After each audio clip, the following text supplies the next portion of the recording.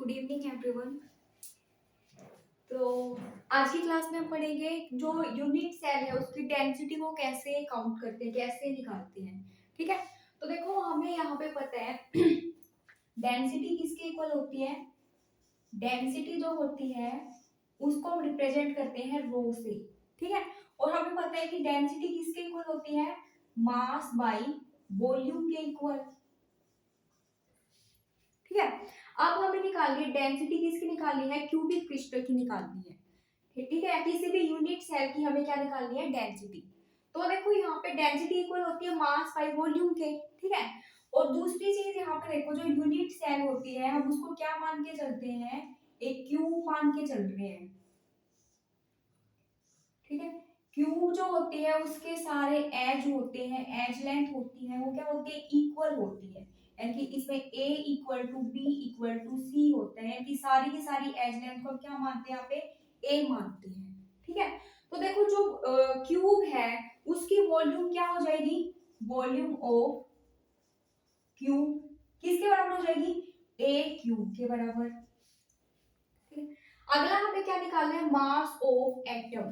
तो देखो यहाँ पे क्यूब है, कोई भी यूनिट सेल है, हमने डिफरेंट टाइप की यूनिट सेल पढ़ी थी, जैसे कि सिंपल क्यूबिक में पार्टिकल्स होते हैं केवल कॉर्नर्स पे होते हैं, एफसीसी में कॉर्नर फेस के सेंटर पे होते हैं, बीसीसी में बॉडी के सेंटर पे और कॉर्नर्स पे होते हैं। ठीक है, तो हमें क्या निकालना है कि यहाँ पे जो एटम है उनका मास, कोई भी जैसे लैटिस हो सकता है कि सोडियम मेटल की हो, कॉपर किसी की भी हो सकती है, उसका एक एटम का हमें क्या निकालना है, मास। ठीक है, तो अब देखो जो मोलर मास की हम बात करते हैं उसको हम रिप्रेजेंट करते हैं कैपिटल एम से। तो जो मोलर मास होता है जैसे कि सोडियम है, इसका मास कितना है, होता है मोलर 23 ग्राम। तो इसका मतलब क्या हो गया मोलर मास का, कि 1 मोल का मास होता है 23 ग्राम। 1 मोल का मतलब क्या हो गया, 6.022 multiply by 23 atoms of sodium, इनका मास होता है 23 ग्राम। ठीक है, तो हमें क्या करना है, यहाँ पे एक जो एटम है उसका मास कैलकुलेट करना है। तो देखो इतने एटम का मास कितना है, 23 है, तो 1 एटम का मास कितना हो जाएगा, 23 बाई 6.022 मल्टीप्लाई बाई 23। तो यहाँ पे मास ऑफ 1 एटम कितना आ गया mass of 1 atom equal to 23। यहाँ पे क्या होता है, मोलर मास जिसको हम कैपिटल एम से रिप्रेजेंट करते हैं। ठीक है, और ये क्या होता है, एवोगैड्रो नंबर होता है जिसको हम रिप्रेजेंट करते हैं एन ए से। तो यहाँ पे हम क्या लिख सकते हैं, एम बाई एन ए। तो मास ऑफ 1 एटम कितना आ गया यहाँ पे, एम बाई एन ए। दूसरा हमें ये देखना है कि यूनिट सेल की अलग अलग टाइप्स होती हैं। हो सकता है कि पार्टिकल्स के कॉर्नर पे हो, फेस के सेंटर पे भी हो सकते हैं, बॉडी के सेंटर पे भी। इस तरह से हर यूनिट सेल में, हर टाइप में डिफरेंट डिफरेंट क्या होते हैं, नंबर ऑफ पार्टिकल्स होते हैं। तो ये तो अपना एक एटम का मास आ गया। अब मान लो किसी यूनिट सेल में 2 एटम प्रेजेंट है, तो 2 का कितना हो जाएगा, 2 मल्टीप्लाई बाई ये। ठीक है, अगर 3 है तो 3 मल्टीप्लाई बाई दिस। ठीक है, तो इसका मतलब हमें क्या करना पड़ेगा, यहाँ पे मास लेने के लिए डेंसिटी यहाँ पे क्या हो जाएगी, density equal to mass. Mass अपना एक एटम का कितना आया है, m divided by N A. ठीक है, और इसको मल्टीप्लाई करेंगे हम z से। z का मतलब क्या हो गया, number of particles present in the unit cell. FCC के लिए 4, बीसीसी के लिए 2, सिंपल क्यूबिक के लिए 1, ईसीसी के लिए 2, ऐसे यहाँ पे z की वैल्यू होती है।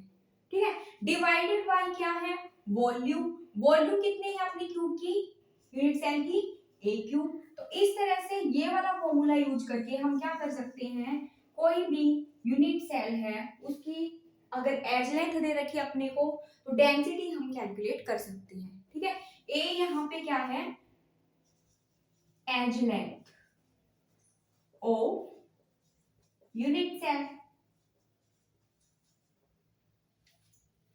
ठीक है, तो इस तरह से हम क्या कर सकते हैं, डेंसिटी कैलकुलेट कर सकते हैं किसी भी यूनिट सेल की। क्लियर। अगला टॉपिक यहाँ पे है अपना डिफेक्ट्स इन क्रिस्टल।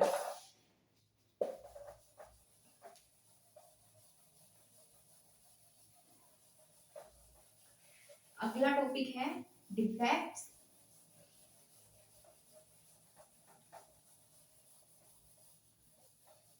ठीक है,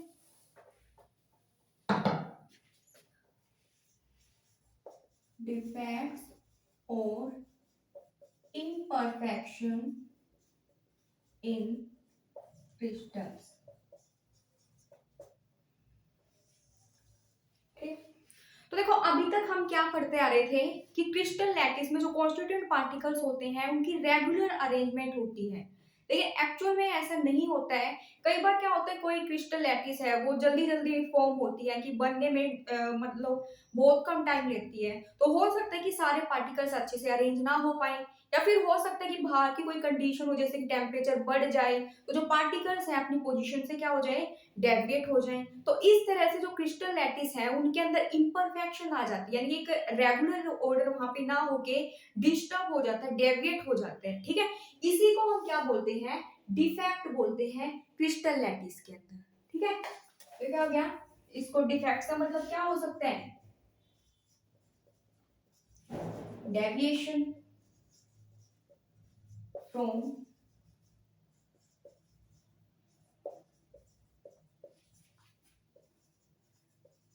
order arrangement of the constituent particles।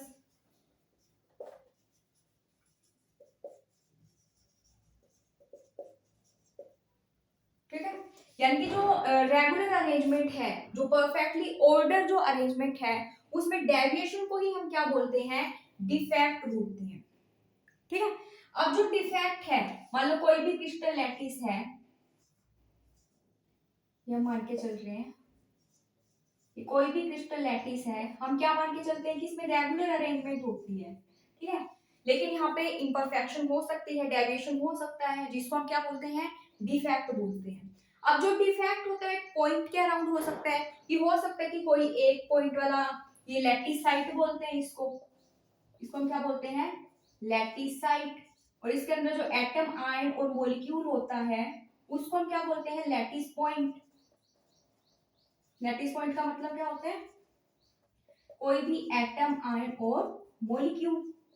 ठीक है, जो खाली स्पेस जो होता है इसको हम क्या बोलते हैं, interstitial sites.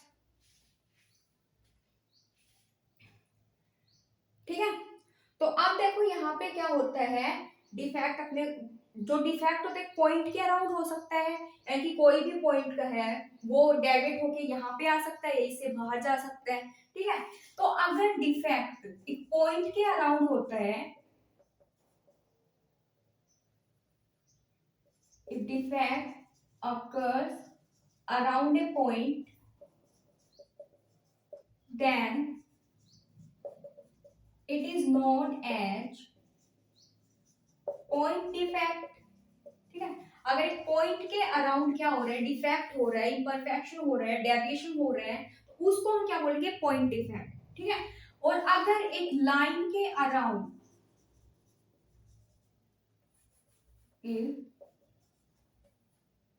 Defect take place around a portion बोल सकते हैं, या फिर लाइन बोल सकते हैं, तो उसको हम क्या बोलेंगे, लाइन डिफेक्ट। ठीक है, हो सकता है कि कोई भी क्रिस्टल लैटिस है उसमें कोई पॉइंट, ठीक है, कोई पॉइंट यानी कोई भी लैटिस पॉइंट अपनी पोजीशन को चेंज करके या तो इस साइड में आ जाए, इंटरस्टिशियल साइड में, या फिर बाहर चला जाए, तो उस केस में उस डिफेक्ट को हम क्या बोलेंगे, पॉइंट डिफेक्ट। हो सकता है कि पूरी की पूरी लाइन के एटम जो है, लैटिस पॉइंट है, वो थोड़ा सा डेविएट होकर नीचे की ओर आ जाए या बाहर की ओर चले जाए, तो उस केस में उस डेविएशन को हम क्या बोलेंगे, लाइन डिफेक्ट बोलेंगे। ठीक है, अब देखो हम यहाँ पे देख रहे हैं टाइप्स ऑफ डिफेक्ट, जो कि काफी इंपॉर्टेंट है। ठीक है, तो यहाँ पे मेनली 3 टाइप्स होती हैं डिफेक्ट्स की, stoichiometric, non stoichiometric and impurity defect. ठीक है, आगे है टाइप्स ऑफ डिफेक्ट्स।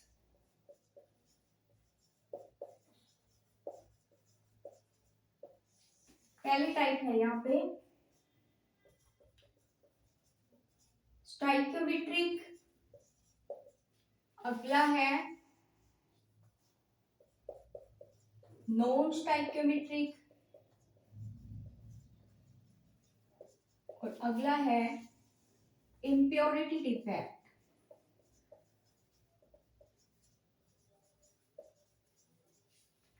ठीक है, अब देखो जो स्टाइक्योमेट्री डिफेक्ट होता है, यहाँ पे हम उसके टाइप पढ़ेंगे। Vacancy defect,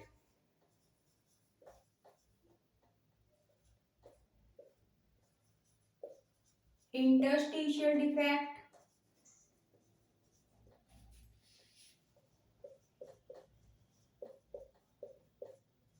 Schottky defect and Frenkel defect.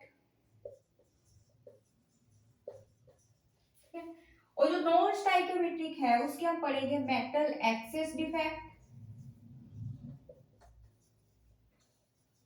और अगला है मेटल डेफिशिएंसी डिफेक्ट।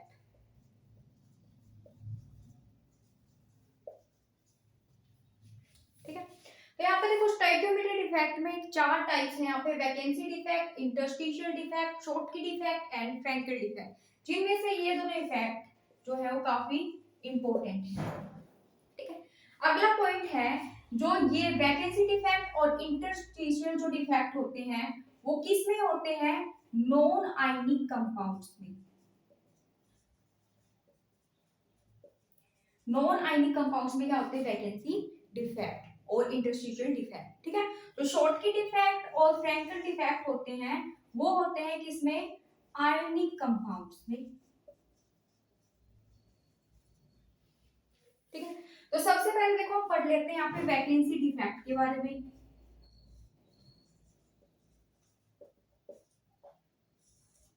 ठीक है, तो देखो जैसे कि नाम से दिख रहा है वैकेंसी। ठीक है, तो कोई भी मान लो क्रिस्टल लैटिस है, हम मान लेते हैं ए भी कोई भी क्रिस्टल लैटिस है जो ए और बी से मिलके बनी है। ए और बी यहाँ पे क्या है? लैटिस पॉइंट्स हैं, कॉन्स्टिट्यूएंट पार्टिकल्स हैं। ठीक है, इस तरह से अरेंज मान के चल रहे हैं हम इनको।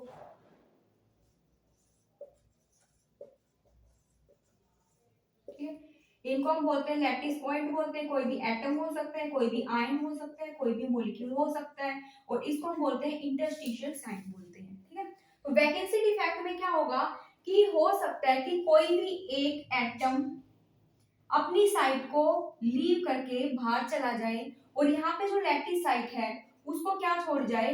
वैकेंट छोड़ जाए। ठीक है, तो इसका मतलब यहाँ पे क्या हो गया कि कोई एटम जो है वो क्या कर रहा है? लीव कर रहा है द लैटिस साइट को, और वहां पे क्या क्रिएट हो रही है? एक वैकेंसी क्रिएट हो रही है। इस डिफेक्ट को हम क्या बोलते हैं? वैकेंसी डिफेक्ट बोलते हैं। ठीक है, अब देखो ये क्या होता है, मोस्टली ये माना गया है कि टेम्परेचर की वजह से, या कि जब टेम्परेचर बढ़ता है तो क्या होता है कि कुछ एटम्स आयन अपनी साइड को छोड़ के बाहर चले जाते हैं, इसलिए हम इसको क्या बोलते हैं? Thermodynamic defect. ठीक है, इसका दूसरा नाम क्या है? Thermodynamic defect. थर्मोडायनामिक क्यों बोला जाता है? कि माना जाता है कि टेम्परेचर की वजह से होता है, इसलिए हम इसको क्या बोलते हैं? Thermodynamic defect. ठीक है, अगला इसमें यहाँ पे अपने से पूछ सकते हैं कि इसका डेंसिटी पे क्या इफेक्ट पड़ेगा इस डिफेक्ट का। ठीक है, तो देखो पहले यहाँ पे इतने सारे एटम्स थे, लेकिन डिफेक्ट हुआ तो क्या हुआ? कोई एटम इसको छोड़ के साइड को बाहर चला गया। तो अब देखो यहाँ पे डेंसिटी किसके इक्वल होती है? मास पर यूनिट वॉल्यूम के। अब देखो यहाँ पे नंबर ऑफ एटम्स कम हो गए अपने, अगर नंबर ऑफ एटम कम हो गए तो मास भी क्या हो जाएगा? कम हो जाएगा। मास अगर कम हो जाएगा, डिक्रीज हो जाएगा, तो जो डेंसिटी है वो भी क्या हो जाएगी? डिक्रीज हो जाएगी। ठीक है, यानी कि वैकेंसी डिफेक्ट की वजह से क्या होता है? जो डेंसिटी होती है क्रिस्टल लैटिस की वो डिक्रीज हो जाती है। ठीक है, अगला यहाँ पे क्या है? Interstitial defect. इंटरस्टिशियल डिफेक्ट, तो देखो इंटरस्टिशियल डिफेक्ट जो होता है, जैसे कि नाम से ही दिख रहा है, इंटरस्टिशियल साइट जो होती हैं वो क्या होती हैं, क्रिस्टल लैटिस में जो वैकेंट साइट्स होती हैं उनको हम क्या बोलते हैं, आज पे जो वैकेंट स्पेस होता है उसको हम बोलते हैं इंटरस्टिशियल साइट्स। ठीक है, तो क्या होता है कि कई बार कोई एटम अपनी उस लैटिस साइट को छोड़ के कई बार क्या होता है कि इंटरस्टिशियल साइट के अंदर एंटर कर जाते हैं।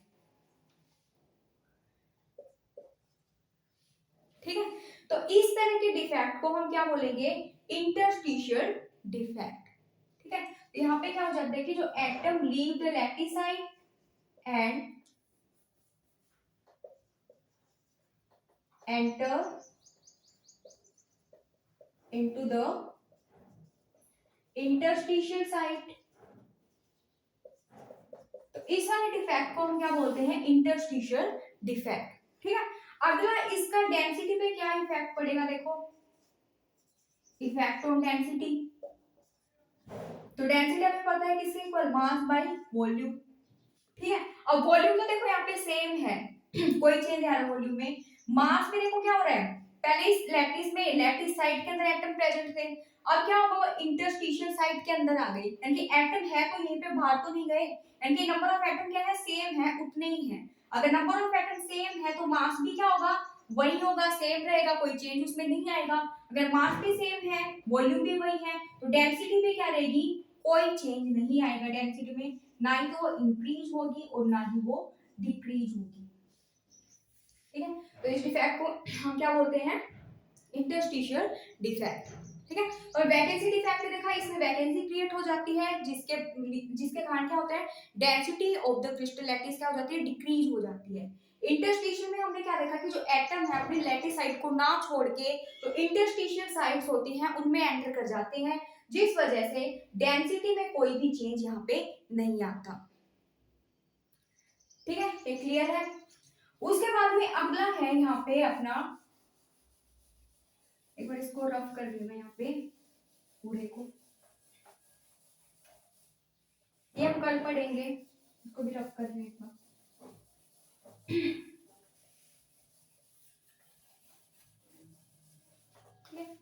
यहाँ पे दोनों को हम एक साथ लेके चल रहे हैं, शॉर्टकी डिफेक्ट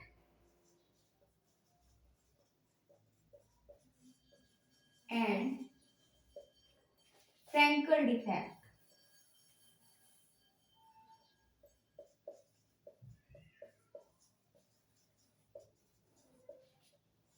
दोनों के दोनों क्या होते हैं, स्टाइकियोमेट्रिक डिफेक्ट होते हैं। स्टाइकियोमेट्री का मतलब क्या होता है, ratio of cations and anion remain same, या जो स्टाइकियोमेट्री है वो सेम रहती है डिफेक्ट के बाद में। ठीक है, तो शॉर्टकी डिफेक्ट में देखो यहाँ क्या होता है और फ्रैंकल डिफेक्ट क्या होता है, दोनों के दोनों काफी इंपॉर्टेंट हैं।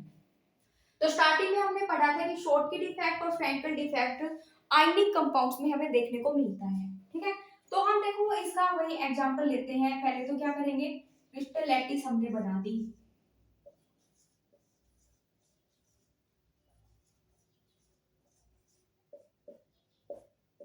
ठीक है, मान लो ए भी कोई भी आयन है, यहाँ पे ये कैटायन है, ये एनायन है।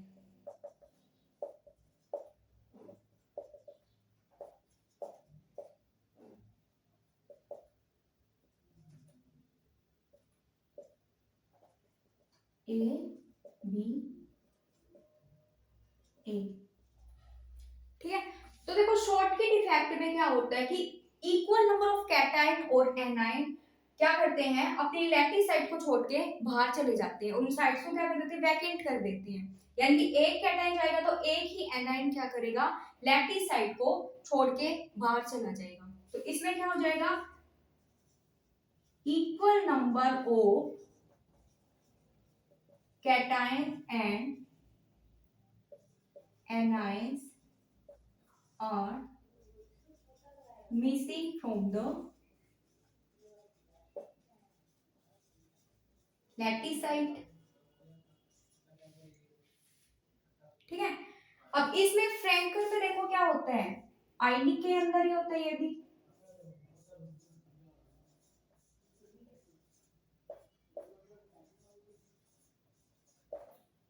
ये ए है ये बी है, A B A B A B E.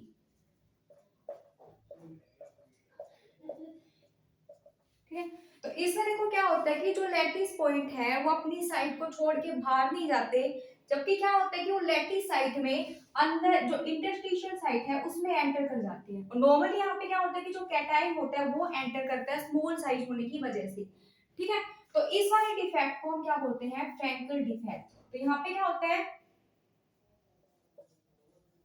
some ions enter in the interstitial sites। ठीक है, अब देखो ये कौन से कंपाउंड शो करते हैं यहाँ पे जिनमें इनके लिए कंडीशन क्या होनी चाहिए ये डिफेक्ट शो करने के लिए। यहाँ पे ऑलमोस्ट यह लिख सकते हैं, there should be small size difference between cations and anion. यानी कि जो कैटाइन है उसका साइज और जो एनाइन है उसका साइज लगभग क्या होना चाहिए, इक्वल होना चाहिए। ठीक है, तो अब देखो यहाँ पे कैटाइन और एनाइन का साइज क्या है, इक्वल है। तो इसका मतलब क्या होगा, कैटाइन का साइज बड़ा है। कैटाइन का साइज अगर बड़ा है तो इसके सराउंडिंग में ज्यादा क्या आ सकते हैं, एनाइंस आ सकते हैं। यानी कि ये जो कंपाउंड्स होंगे इनका ज्यादा जो कोऑर्डिनेशन नंबर होगा वो क्या होगा, ज्यादा होगा। High coordination number compound show this type of defect. ठीक है, हाई कोऑर्डिनेशन नंबर समझ में आया, क्योंकि देखो यहाँ पे कैटाइन और एनाइन का साइज लगभग इक्वल है। यानी कि कैटाइन का साइज क्या है, बड़ा है। कैटाइन का साइज बड़ा है तो उसके सराउंडिंग में ज्यादा एनाइंस आ सकेंगे। जितने ज्यादा एनाइंस आएंगे तो उसका मतलब कोऑर्डिनेशन नंबर क्या होगा, उतने ज्यादा। क्योंकि कोऑर्डिनेशन नंबर का मतलब क्या होता है कि जो जो पॉजिटिव चार्ज है उसको कितने एनाइंस ने सराउंड करके रखा हुआ है। ठीक है, लेकिन इस केस के लिए यहाँ पे कंडीशन क्या होती है,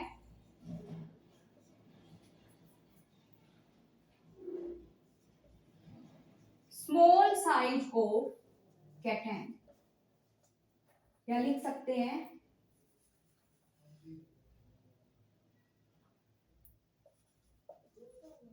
high difference between the size of cation and A9. A9 और कैटाइन के साइज में काफी ज्यादा डिफरेंस होना चाहिए। ठीक है, तो अगर देखो कैटाइन और एनाइन में साइज में डिफरेंस ज्यादा है, इसका मतलब कैटाइन का साइज क्या होगा, छोटा सा होगा। छोटा सा होगा तो उसको कम एनाइन से यहाँ पे क्या करेंगे, सराउंडिंग करेंगे। तो इसका मतलब कम एनाइन सराउंडिंग करेंगे तो यहाँ पे कोऑर्डिनेशन नंबर क्या हो जाएगा, लो कोऑर्डिनेशन कंपाउंड्स। यानी कि जिन कंपाउंड्स का लो कोऑर्डिनेशन नंबर होता है वही क्या करते हैं, फ्रैंकल डिफेक्ट शो करते हैं। ठीक है, अगला यहाँ पे डेंसिटी का इफेक्ट कई बार पूछ लेता अपने से। ठीक है, तो डेंसिटी देखो यहाँ पे क्या था कि सेम नंबर ऑफ कैटाइन्स और एनाइंस, जैसे एक कैटाइन यहाँ से गया तो एक ही क्या करेगा, एनाइन इस साइड को छोड़ के जाएगा। ठीक है, तो यहाँ पे क्या हो रहा है कि जो नंबर ऑफ एटम्स है पर यूनिट सेल क्या हो रहे हैं, कम हो रहे हैं। कम अगर होंगे तो मास भी कम होगा, मास कम होगा तो डेंसिटी भी क्या होगी, कम होगी। ठीक है, तो इस केस में जो डेंसिटी होती है वो क्या होती है, डिक्रीज होती है। ठीक है, लेकिन इस केस में क्या होता है कि जो आयंस हैं वो लैटिस साइट को छोड़ के वहीं पे इंटरस्टिशियल साइट में एंटर कर जाते हैं। यानी पर यूनिट सेल जो नंबर ऑफ सेल्स होते हैं, नंबर ऑफ एटम्स होते हैं, पार्टिकल्स होते हैं वो सेम रहते हैं, तो इसमें डेंसिटी भी क्या रहेगी, सेम।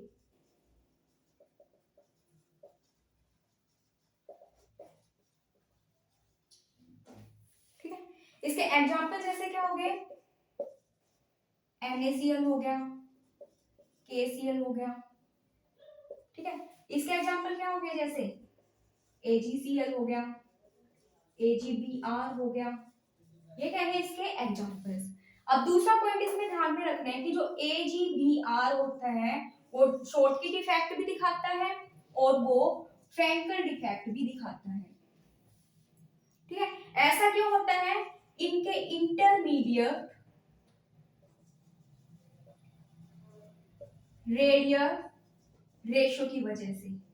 इंटरमीडिएट रेडियस रेशो इनका होता है या हम बोल सकते हैं इसका कोऑर्डिनेशन नंबर 6 होता है, जो न ही ज्यादा इतना ज्यादा होता है न ही इतना कम होता है।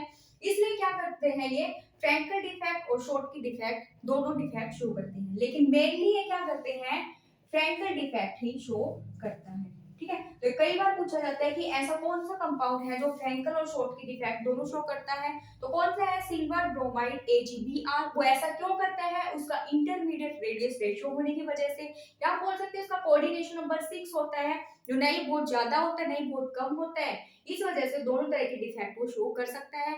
लेकिन ज्यादा अगर देखा जाए तो मेनली वो फ्रैंकल डिफेक्ट को ज्यादा शो करता है। क्लियर है ये? तो आज हमने यहाँ पे देख लिया स्टाइक्योमेट्रिक डिफेक्ट, हमने पूरा पढ़ लिया, उसकी टाइप्स कौन सी होती है हमने सारी देख लिया है। कल हम पढ़ेंगे नॉन स्टाइक्योमेट्रिक डिफेक्ट और इम्प्योरिटी डिफेक्ट के बारे में। ठीक है, थैंक यू।